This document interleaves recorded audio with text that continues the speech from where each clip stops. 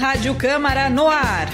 Convidados especiais debatendo os assuntos do nosso dia a dia. No ar, na Rádio Câmara Sorocaba.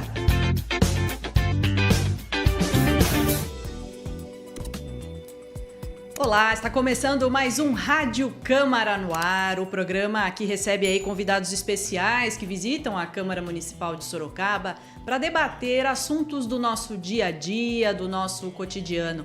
Eu agradeço desde já a sua audiência, você que nos ouve pela Rádio Câmara Sorocaba, nos acompanha pela TV Câmara Sorocaba ou pelas mídias sociais do Legislativo. É muito importante a sua audiência e a sua participação em mais este Rádio Câmara no ar. A Câmara realizou, por iniciativa do vereador Luiz Santos, o nosso primeiro vice-presidente da mesa diretora aqui da casa, sessão solene em homenagem à Academia dos Intelectuais e Escritores do Brasil. A academia tem 153 confrades e confreiras e completou aí um ano de fundação, o que motivou essa homenagem, essa sessão solene. Esses confrades e confreiras são pensadores, profissionais que se destacam em suas áreas de atuação e contribuem com a nossa sociedade através de publicações científicas ou literárias ou pensamentos, debates, enfim, desenvolvem uma importante prestação de serviço para a nossa comunidade. E no programa de hoje nós vamos falar sobre o histórico da academia, o trabalho desenvolvido por esses confrades e confreiras, a questão da saúde e a saúde mental, que é um tema trabalhado por dois confrades da academia, que eu estou recebendo hoje aqui no estúdio da Rádio Câmara Sorocaba, neste Rádio Câmara no ar.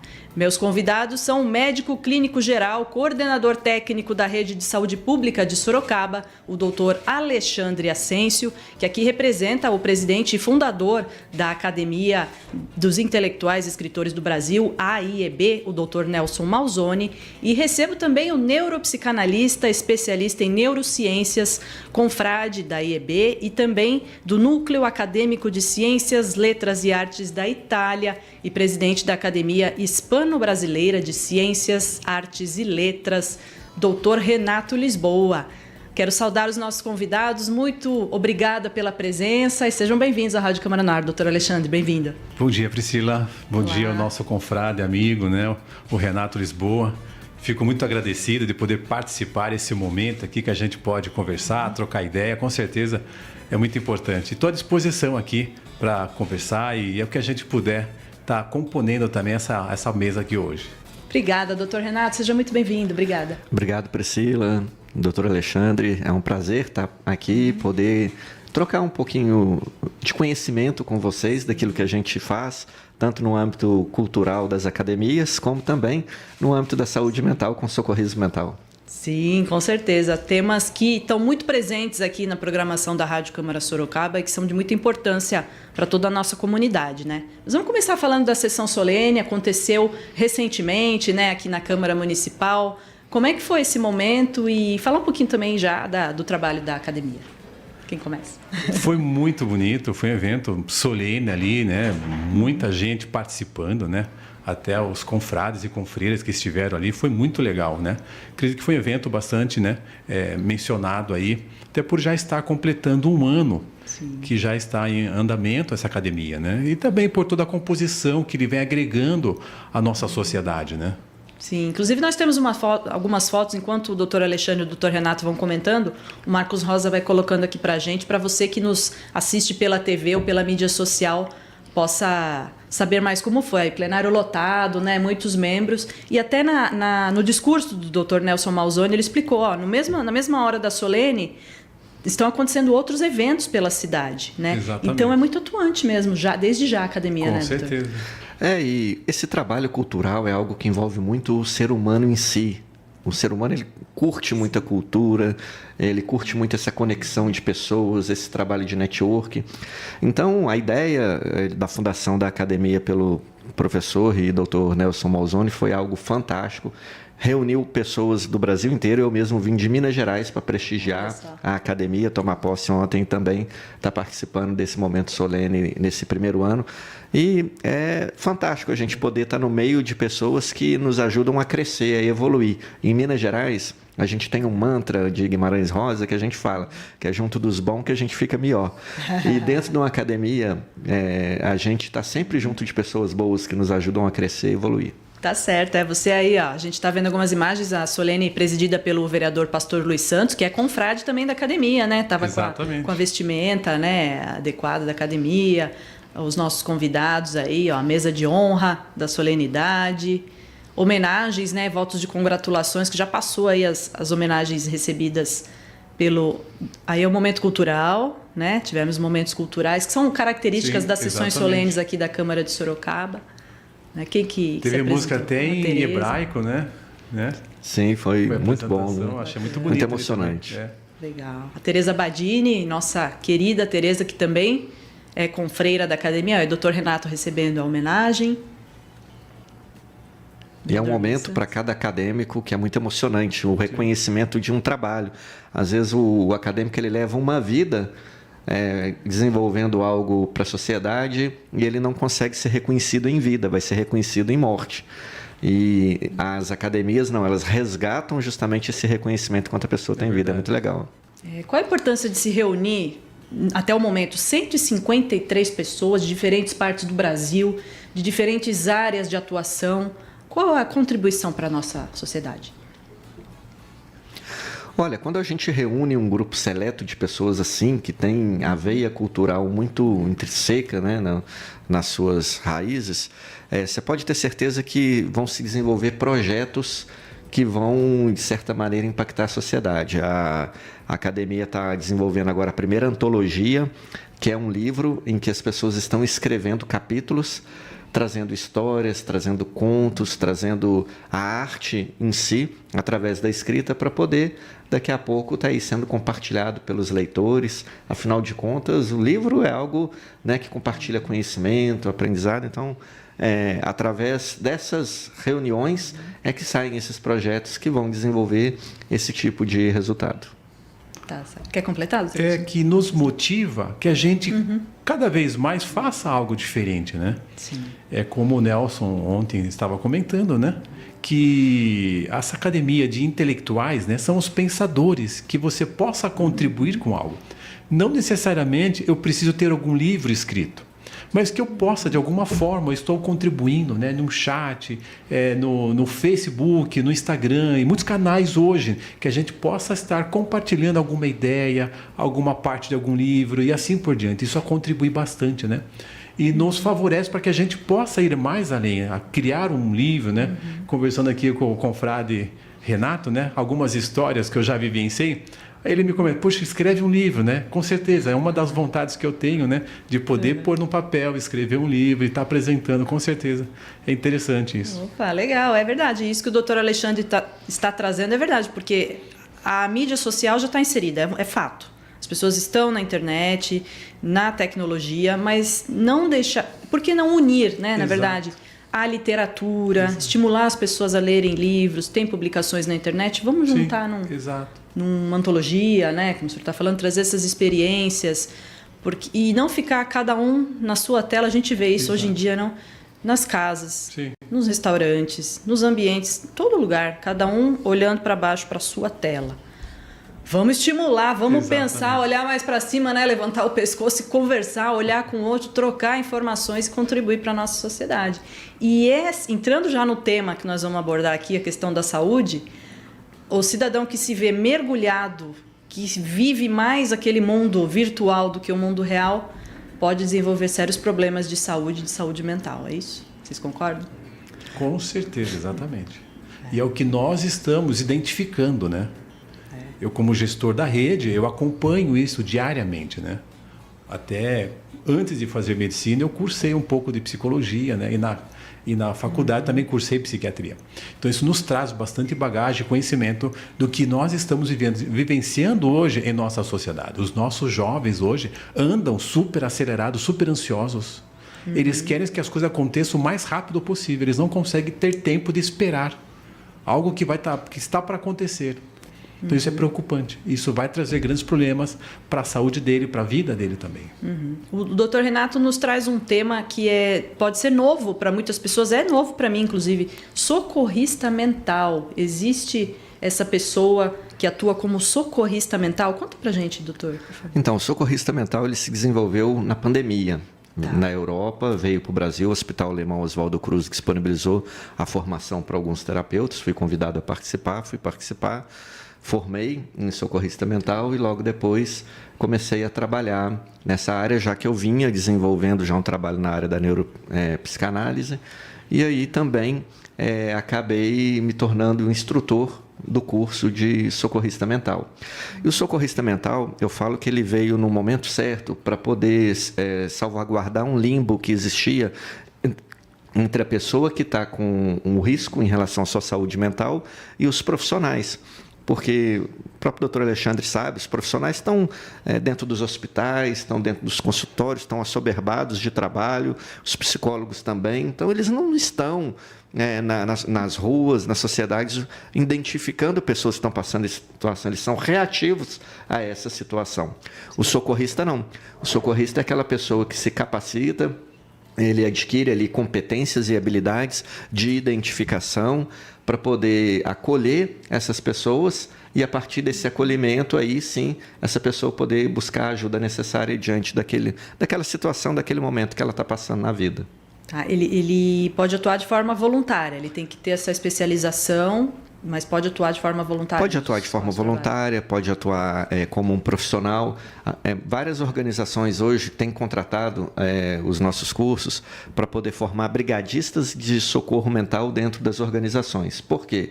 Porque como o mundo corporativo é muito competitivo, então os trabalhadores estão sob muita pressão. Muitas das vezes a pessoa está lá com uma ansiedade, com uma depressão, está com um burnout, está com uma ideação suicida, só que não está escrito na testa dela que ela está passando por essa situação. Então, quando você tem um brigadista ali, que ele está avaliando o comportamento, que ele está ali observando com as ferramentas adequadas, ele consegue identificar e aí vai abordar da maneira correta a pessoa, vai fazer o acolhimento correto, porque tem uma questão muito interessante, porque as empresas geralmente elas têm o departamento de RH, o seu psicólogo, às vezes até psiquiatra, mas tem o preconceito do trabalhador de procurar esse profissional, porque ele vai ser rotulado.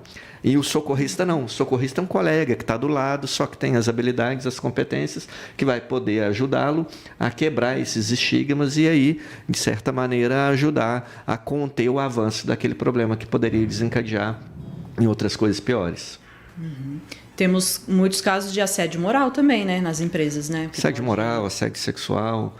Então, são coisas que realmente vêm intimamente pressionando, né, a pessoa. E se a pessoa ela não tem uma válvula de escape, ela não aprende a lidar com aquela situação, também ela vai desenvolver um processo de adoecimento mental. Tá. Esse é um tema que a gente sempre traz aqui na Rádio Câmara Sorocaba, a questão da saúde, especialmente da saúde mental, que ela atinge todo mundo de alguma forma. Todos. Ou você sofre alguma questão que vai abalar a tua saúde mental no dia a dia, ou conhece alguém que está em depressão. A depressão, a gente sempre diz, né, atinge a maior doença, né, a doença que atinge o maior número de pessoas no mundo. O Dr. Alexandre Ascencio é coordenador da rede de saúde, coordenador técnico da rede de saúde pública aqui de Sorocaba. Já participou de alguns programas aqui na Rádio Câmara falando sobre isso, né, doutor? O senhor sente aqui na nossa comunidade a saúde mental, ela acaba desencadeando uma série de problemas na rede pública, né? Muitos problemas, né? Tanto social, familiar, né? No trabalho, né? E um dos problemas que a gente enfrenta é que a pessoa não quer comentar, não quer contar. E gostei da dinâmica, né? Socorrista mental, né? Então, é o momento que a pessoa possa procurar ajuda, possa ali, né? Tentar buscar para que possa resolver ou tentar buscar um apoio, né? Emocional, psicológico, do que ele precisa ali. Porque é muito comum, né? A gente tem nossos problemas, nossas cargas, nossas dificuldades. Eu não gosto de ficar compartilhando, eu não vou compartilhar situações críticas que eu estou já vivendo. A gente acaba contando mais as coisas bonitas que a gente floreia, a gente gosta. Sim. Mas as ruins a gente não gosta de contar, a gente tem dificuldade disso. Isso a gente vivencia no dia a dia. Então a gente procura que as pessoas não deixem de procurar ajuda, de comentar com algum amigo, de alguma forma, né? Que a gente possa chegar nessa pessoa e tentar ajudar ela, né? Sim, sem dúvida. Então, podem ser montadas equipes brigadistas nas empresas. Exato. Tá. Em diversos setores, em diversas áreas, com certeza. Pessoas, né, que vai estar ali atento, né, com um olhar diferente para poder conseguir atingir essa pessoa, chegar nela. Porque às vezes a gente percebe, a gente convive com várias pessoas no nosso ambiente de trabalho, a gente percebe quando... Nem todo mundo percebe, mas algumas pessoas percebem quando o outro não está legal. E aí, como que você vai chegar naquela pessoa? Na hora do cafezinho, no corredor? Como que o socorrista mental faz essa abordagem? Justamente. O socorrista ele vai com a comunicação não violenta. Tá. Ele vai aberto para poder ouvir, sem o julgamento, sem criar preconceito, estigmas. Porque muitas das vezes a pessoa ela não compartilha porque ela tem medo do julgamento, ela tem medo da comparação, ela tem medo do que as pessoas vão pensar. Mas muitas das vezes a pessoa ela chega nesse processo por causa da falta do autoconhecimento. Quando a pessoa ela não se conhece, aí ela passa a não viver aquilo que faz sentido para ela. Aí ela quer viver aquilo que faz sentido do que o Instagram está falando, do que o influencer está falando, do que a TV está vendendo. O mundo ideal. Mas como não está vivendo aquilo que faz sentido para ela, então ela vai se culpando porque não está tendo o resultado mesmo que o outro está tendo. Mas às vezes aquilo que o outro está vivendo faz sentido para o outro, não faz sentido para a pessoa. Então o problema é interno. Aí a pessoa começa aquele sofrimento interno, mas ela não quer comparar porque ela vai se sentir diminuída em relação ao outro. Então o socorrista ele consegue abordar a pessoa de uma maneira de não julgamento, levando ela a uma autorreflexão, para que essa pessoa então ela possa ser encaminhada aí sim para um profissional que vai poder ajudá-la a desenvolver habilidades e competências que tenham a ver com o autoconhecimento, com o perfil dela, com aquilo que faz sentido para a vida dela. E isso é fundamental, porque é libertador. Porque aí a pessoa ela para de querer buscar a fórmula pronta que todo mundo faz e vai viver simplesmente o que faz sentido para ela. Exatamente. Muitas vezes a gente realmente não sabe como abordar a pessoa, tocar no assunto, porque é um assunto íntimo, um assunto particular, que a pessoa não quer falar. Então, tem toda essa técnica, toda essa formação necessária realmente para poder auxiliar, né?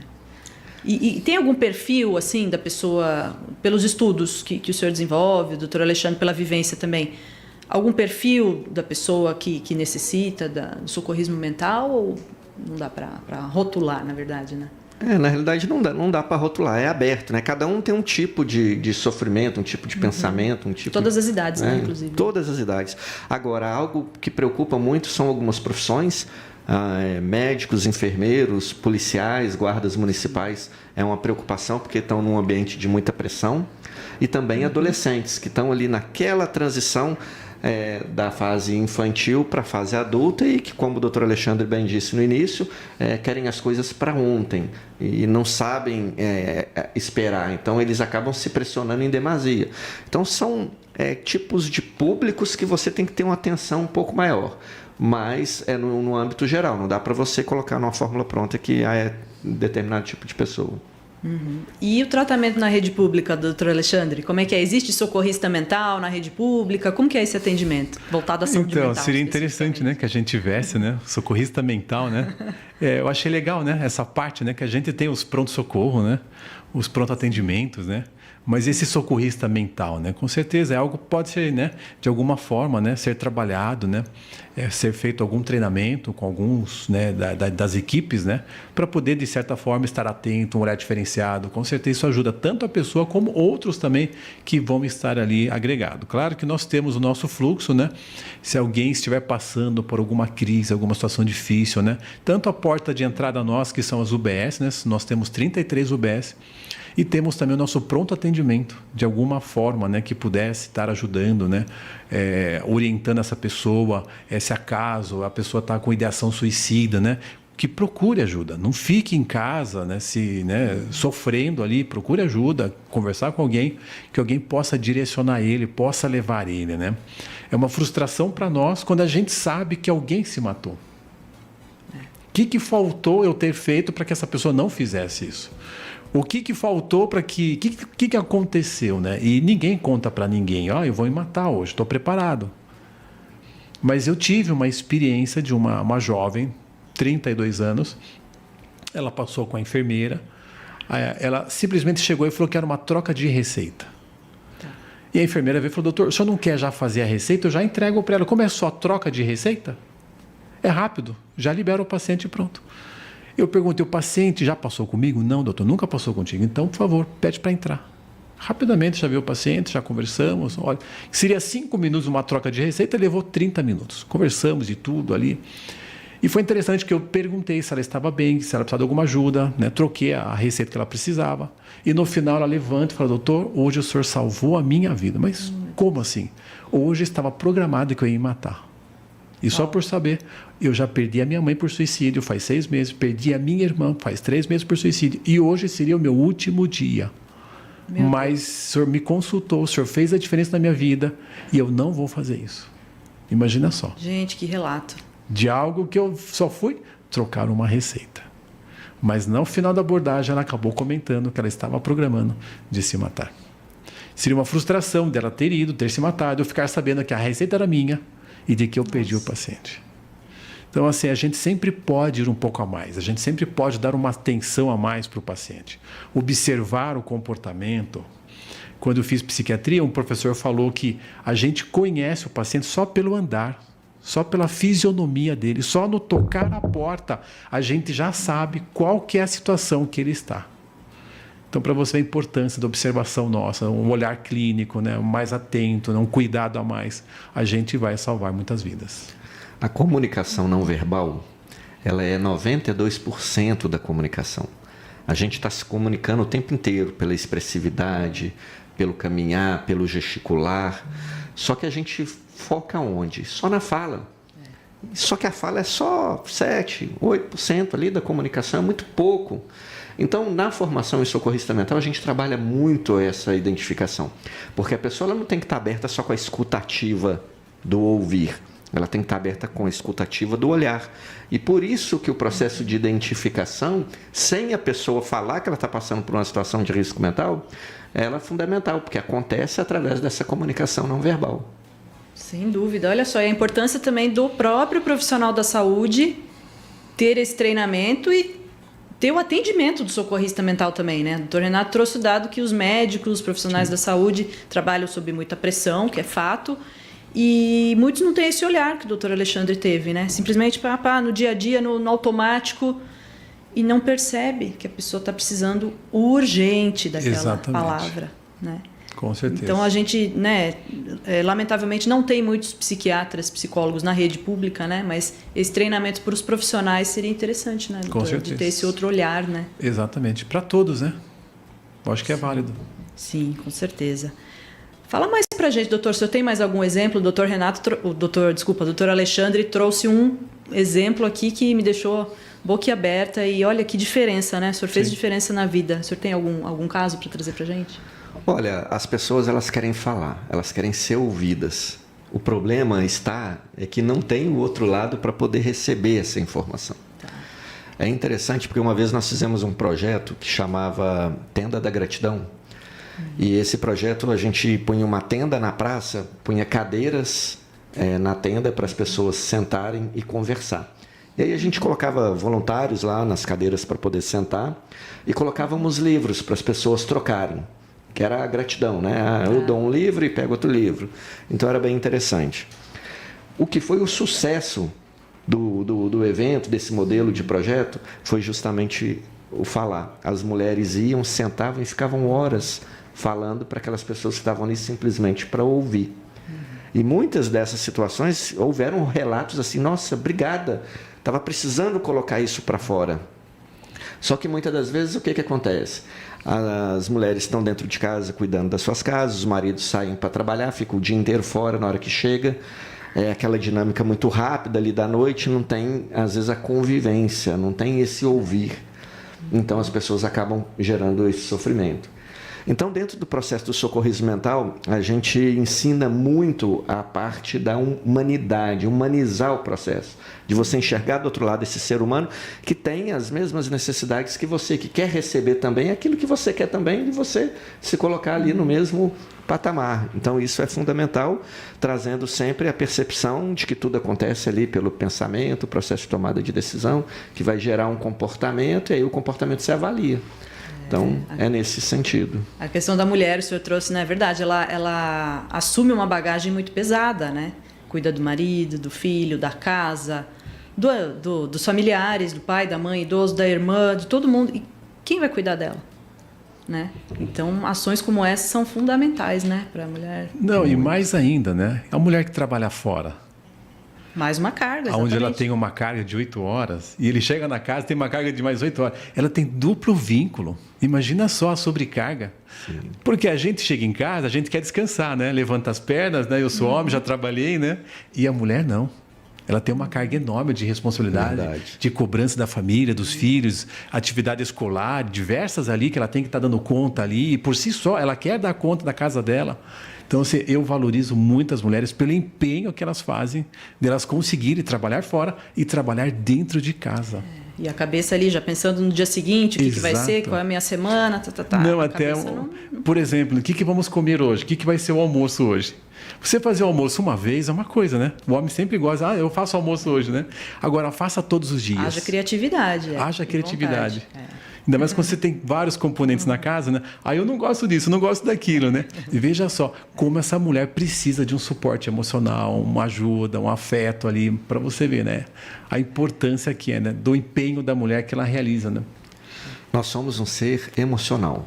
Então, nós temos emoções que são básicas, são automáticas. Medo, nojo, tristeza, alegria, né? A surpresa, a raiva. Sim. Então, o que acontece? Nós não aprendemos desde pequenininho a lidar com essas emoções. Frustrações, né? As crianças não A gente não sabe, né? A gente quer tudo do nosso jeito, a gente tem uma visão de mundo, a partir daquela visão de mundo a gente constrói como as coisas devem ser, só que geralmente as coisas não acontecem como devem ser na nossa cabeça, e aí a gente vai lidando com um mundo ali muito instável. E aí esse processo emocional chega na vida adulta, gera um adoecimento mental. Sim. Então, dentro do processo também, ensinar as pessoas a gerir o seu emocional, a lidar com essas frustrações, a lidar com a raiva, a lidar com o medo. Tem pessoas que, às vezes, ela prefere estar na sua zona de conforto, porque sair na zona de conforto é algo surreal. Mas é justamente o estar na zona de conforto dela que causa o adoecimento. É justamente aquele passo que ela precisa dar fora da zona de conforto que vai levar ela para um outro nível, um outro patamar de desenvolvimento da vida dela. Mas como ela não aprendeu a lidar com essas emoções, o medo trava. Aí é onde gera o medo de falar com o outro. Exato. Ela está na zona de conforto que ela sofre sozinha, calada, e ela acha que ela dá conta, que ela resolve, mas ela tem medo de falar com o outro, porque o julgamento, a comparação, enfim, tantas outras coisas, né, que ela imagina que vão acontecer do processo se ela se abrir. Então, o que acontece? Lidar com o emocional é algo hoje fundamental, porque principalmente com a era digital, nós estamos deixando cada vez mais de ser humanos para poder viver uma vida robótica. Só que não, nós continuamos humanos e temos que cada vez mais desenvolver esse aspecto humano, aprender a lidar com esse aspecto humano, porque aí sim, você vai viver aquilo que faz sentido para você e não o que faz sentido pelo sistema capitalista ou pelas condições aí da sociedade que impõem à pessoa um estilo de vida.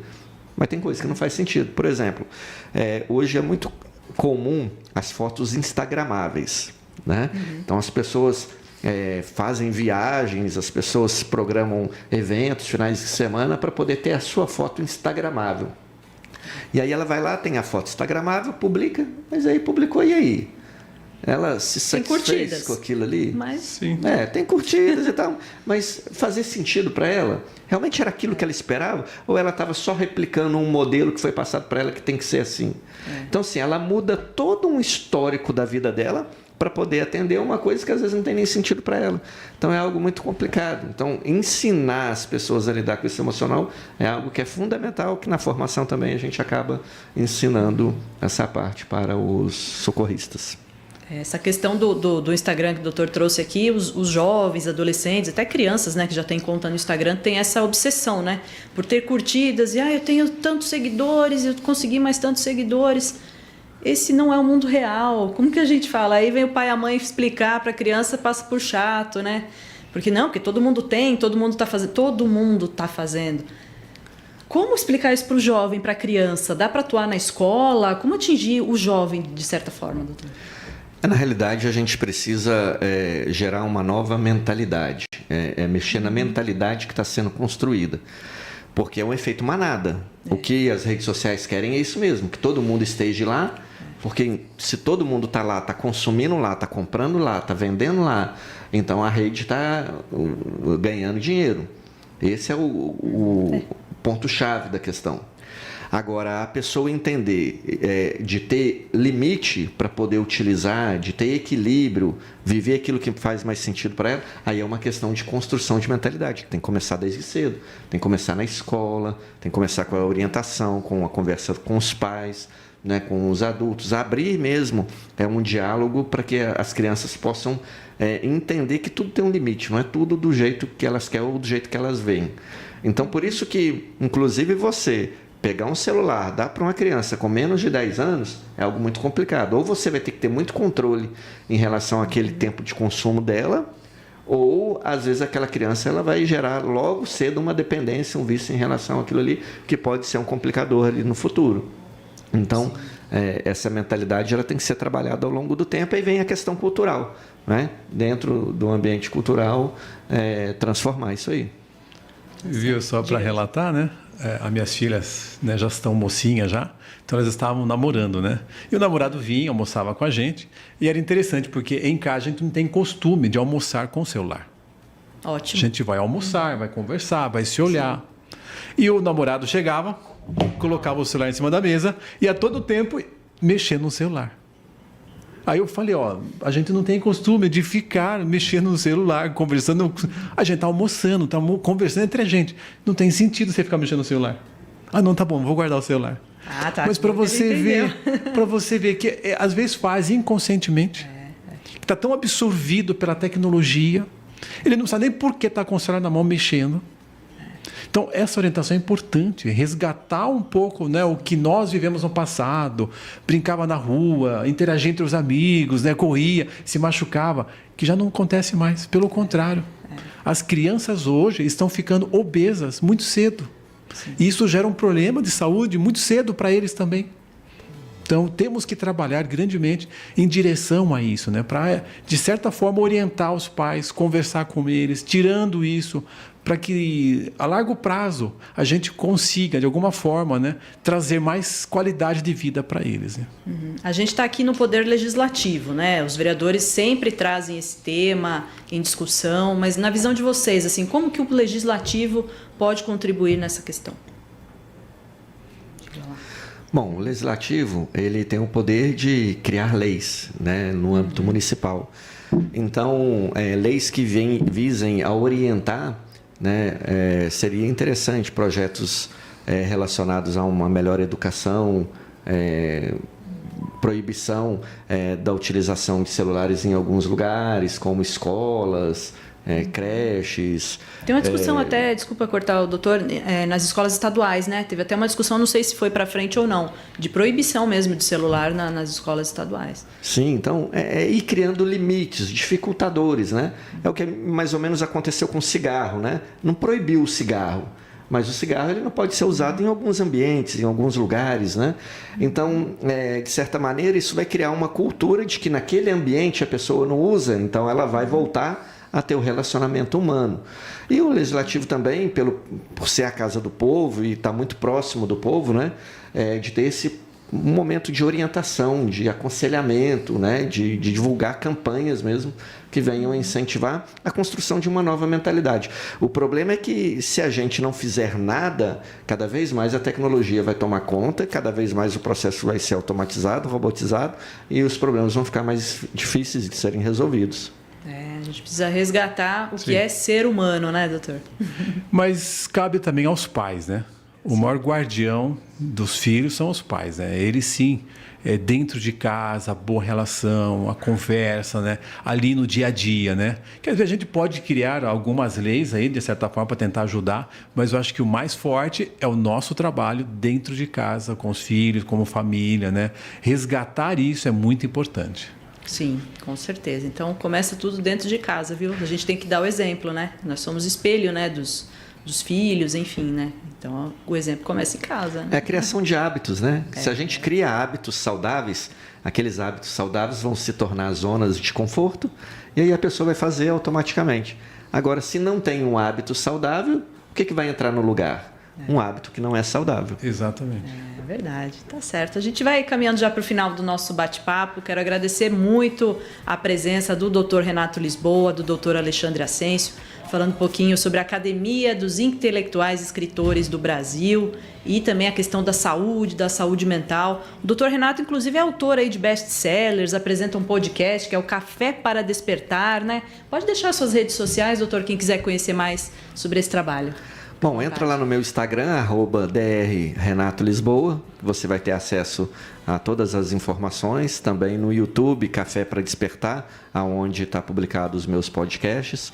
Fica aí também os meus livros, né? Eu sempre viajo com livros, mas eles sempre acabam rápido, então eu não tenho aqui para mostrar para vocês, mas se vocês entrarem aí no Google e colocar Eu Emocional, é um livro que eu falo justamente sobre emoções, onde eu ensino as pessoas a lidarem com o seu emocional. O livro Socorrista em Saúde Mental, que é justamente o manual, né, do socorrista mental, o que o socorrista ele vai fazer ali na sua atividade diária, rotineira, para poder ajudar a identificar pessoas que estão passando por situação de risco mental.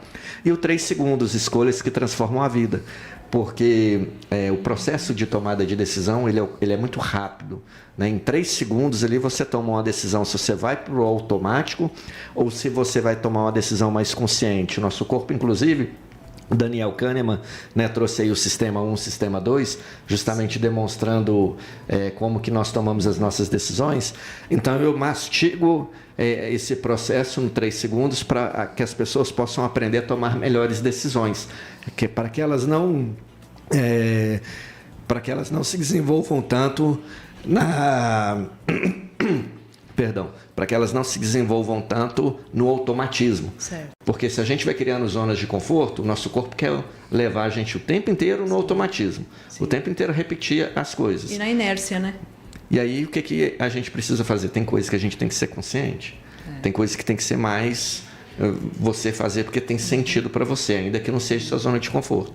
Então, 3 segundos eu ensino as pessoas a lidarem melhor com esse processo de tomar de decisão. Maravilha, doutor. Doutor Alexandre, quer deixar algum contato particular ou da Secretaria da Saúde? Com certeza. Eu agradeço pelo convite, poder estar aqui participando, né, representando o nosso amigo Nelson Malzone, né?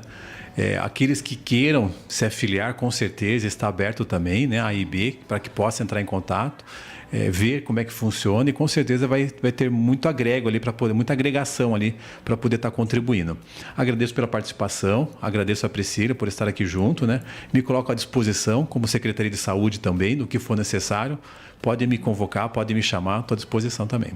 Obrigada mais uma vez aos nossos convidados. Quero agradecer também ao vereador Pastor Luiz Santos, que presidiu essa sessão solene. Ele não pôde estar aqui com a gente na data dessa gravação, porque está representando a Câmara Municipal num evento oficial, a pedido do nosso presidente Cláudio Sorocaba, a quem eu também agradeço ao vereador por nos permitir, nos possibilitar fazer esses programas e levar informação e transparência aí dos atos do Poder Legislativo para você que acompanha todos os nossos veículos, seja pela rádio, pela TV ou pelas mídias sociais. Agradecer ao Marcos Rosa, aqui na nossa técnica da Rádio Câmara Sorocaba, todos os colegas da nossa Secretaria de Comunicação e a você pela audiência. Respeito às ideias e às pessoas. Câmara Sorocaba, a sua voz, a sua casa. Tchau, tchau. Termina aqui, Rádio Câmara no ar.